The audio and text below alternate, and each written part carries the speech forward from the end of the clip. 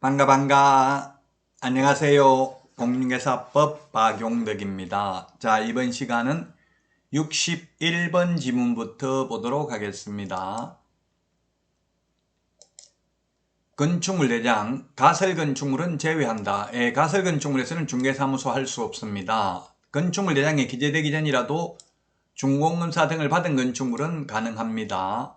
중개사무소를 확보해야 되는데 소유, 전세, 임대차, 사용대차 방법에 의해서 확보하면 됩니다. 사용권을 확보하면 되지 꼭 소유권을 확보해야 되는 것은 아닙니다. 자, 이게 등록 기준에 해당이 되겠습니다. 그래서 모든 사무소는 똑같습니다. 분사무소나 주된사무소나 이전 전의 사무소나 이전 후의 사무소나 다 마찬가지입니다. 사무소 면적 제한은 없습니다. 무허가 건축물은 안 됩니다. 미등기 건물은 될 수 있습니다. 공인중개사법에는 규정이 없지만 건축법 시행령 3조 5의 별표에 의하면 중개사무소는 바닥면적 30제곱미터 미만이면 1종 걸린 생활시설, 30제곱미터 이상이면 2종 걸린 생활시설, 500제곱미터 이상이면 업무시설, 1000제곱미터 이상이면 판매시설에서만 중개사무소가 가능합니다. 62번 지문, 등록 신청을 한 자가 등록 처분이 있기 전에 중개업을 하면 무등록 중개업자입니다. 개업공개사의 용어 정의는 등록을 한 자입니다. 등록 처분을 하는 순간 개업공개사가 됩니다.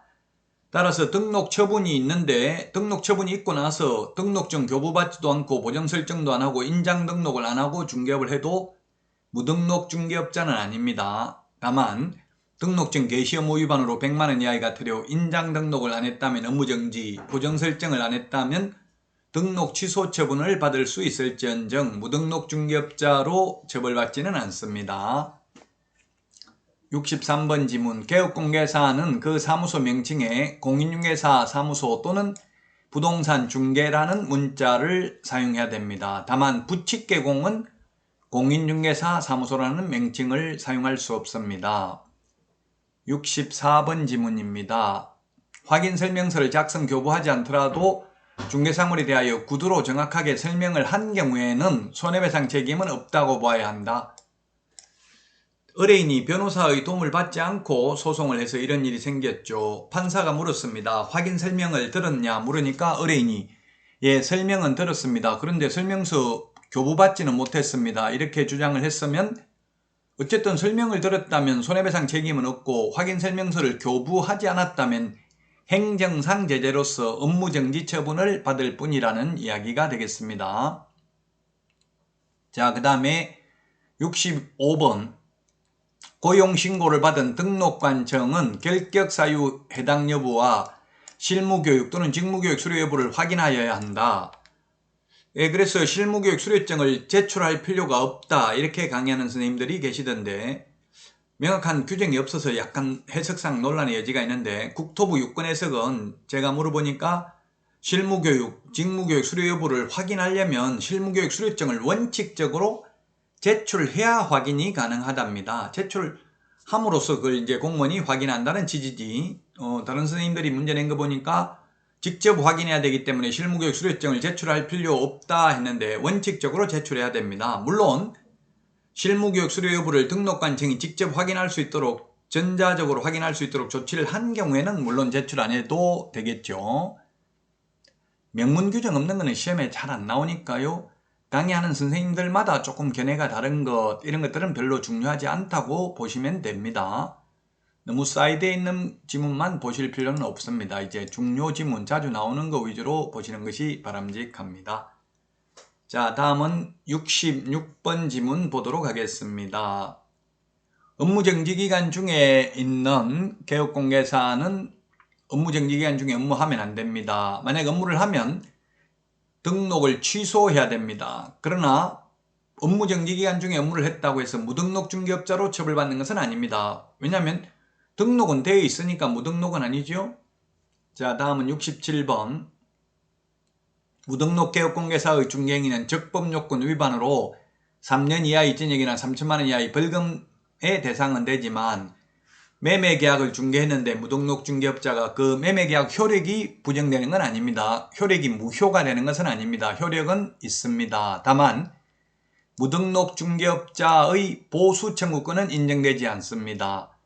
무등록 업자의 보수 청구권은 인정되지 않고 업자가 아니라 우연한 기회에 한두 번 무자격자가 중개를 했다 하더라도 사회통념상 과다하지 않는 보수는 받아도 됩니다. 자, 그 다음에 68번인데요. 종전중개사무소를 폐쇄하였으나 폐업신고를 하지 않고 새로 등록을 한 경우에는 이중등록에 해당된다. 이론적으로는. 그러나 현실적으로 이중등록은 없다고 봐야 됩니다. 왜냐하면 등록 신청을 받은 등록관청은 곧바로 등록 처분을 하는 것이 아니라 결격사유에 해당하는 여부, 이중등록에 해당되는 여부를 확인하고 7일 이내에 등록 처분을 해주기 때문에 그렇습니다. 68번 이론적으로는 만약에 폐업 신고하지 않고 다시 등록하면 이중등록이 되겠습니다. 자, 그 다음에 전속중개계약은 전속중개계약서를 사용해야 됩니다. 그러나 사용하지 않고 구두로 계약을 했다 하더라도 그 계약 자체가 무효는 아닙니다. 다만 공인중개사법 위반으로 전속중개계약서 사용하지 않았다면 업무정지 처분을 받을 수 있죠. 만약 시험 지문에 전속중개계약을 체결하는 경우 전속중개계약서를 사용해야 된다 하면 맞는 말입니다. 사용해야 되는데 구두로만 해도 계약 자유의 원칙에 의해서 계약 효력은 있고 단지 공인중개사법 위반으로 업무정지 처분을 받는다고요. 자, 그 다음에 70번 지문입니다. 정보망을 설치 운영하고자 하는 자는 부가통신사업자로서 법정 요건을 갖추어 전기통신사업법에 의해서 부가통신사업자로 신고한 자 중에서 법정 요건을 갖추어 장관의 지정을 받으면 개인이나 법인 모두 가능합니다. 다만 중개법인은 안 되죠. 중개법인의 경우에는 즉 법인인 개업공개사의 경우에는 겸업제한 위반이 되기 때문에 거래정보사업자 지정을 받을 수 없습니다. 이 법정 요건이 뭡니까? 우리 그 암기 프린트는 7번에 있는데요. 502는 3이라고 했죠. 전국적으로 500명 이상 2개 이상의 시도에서 각각 30명 이상 개업공개사가 이용가입 신청을 해야 되고 정보처리 기사 1인 이상 확보해야 됩니다. 그리고 공인중개사 1인 이상 확보해야 되고요. 용량과 성능을 갖춘 컴퓨터 설비를 확보하면 개인이든 법인이든 지정받을 수 있습니다.